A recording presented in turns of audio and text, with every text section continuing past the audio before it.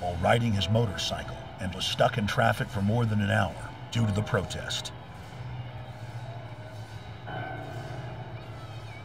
The police did not arrest a protester who assaulted the driver through his sunroof as the crowd cheered.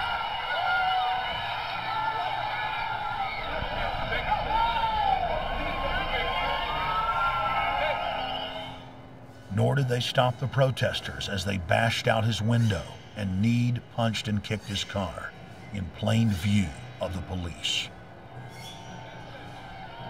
A plainclothes police officer then gave uniformed police the order to arrest the citizen, who had since complied with the officer's directive to suppress his First Amendment rights.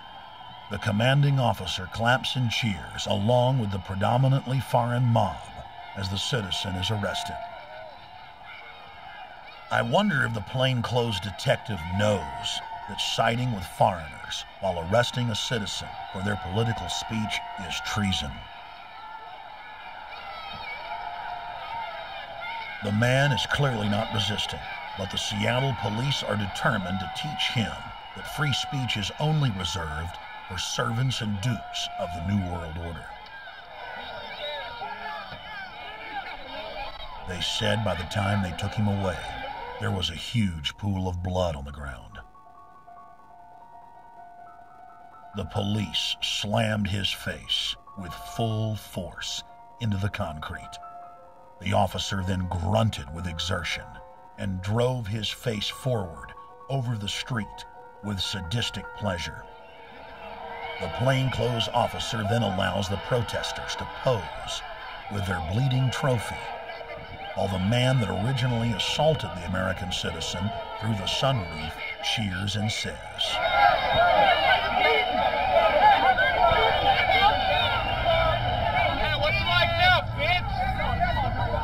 "Now you're bleeding. Now you're bleeding, punk. What's it like, bitch?" We later learned that the Seattle police had filled paddy wagons that day with American citizens who had tried to peacefully picket the event.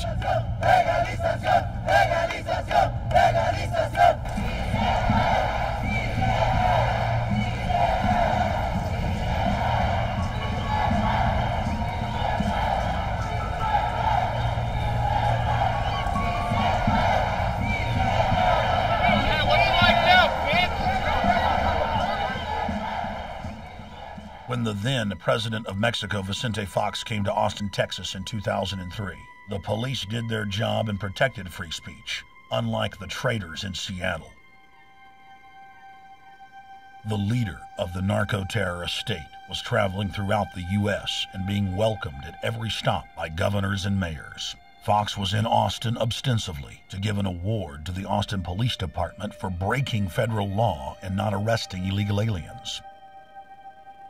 Mexican Secret Service attempted to boss the media around, but backed off when they realized that this country still had some freedom. When you do that, it blows all our cameras up. And then we're going to have to take this out. So what is it? What do you think? He's going to go check. It'd be good if you can angle it that way. Fox was scheduled to spew his propaganda and meddle in our affairs during a 30-minute press conference outside of the governor's mansion.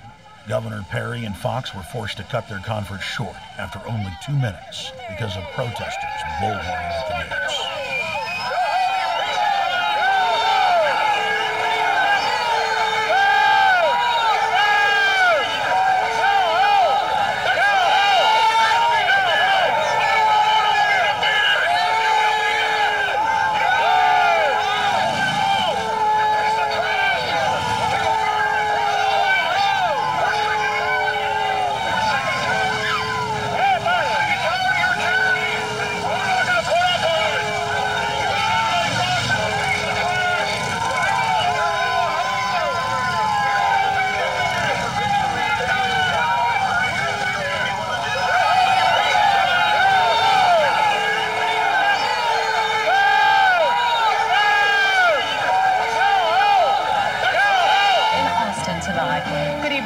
and thank you for joining us tonight. I'm Christine Haas. And I'm Ron Oliveira. This is KVUE News at 10. Mexican President Vicente Fox is now in Austin, arriving at the governor's mansion amid very tight security tonight. KVUE's Chris Gutierrez is live at the mansion with tonight's top story. Chris? Ron, Mr. Fox and Governor Perry addressed the media for about 10 minutes tonight. Now, they plan on talking about issues that affect both Texas and Mexico. Things like education, water resources, expanding trade, and, of course, immigration issues. We are here because we want to strengthen our relationship, both in political terms, in economic terms. We are here to be close to our paisanos, those Mexicans that diligently, with great passion, work every day to contribute to the better being of the United States, the better being of Texas, and better being of Mexico. Tonight is about renewing old friendships. It's about spending time with our friends. It's about our being together and enjoying a friendship.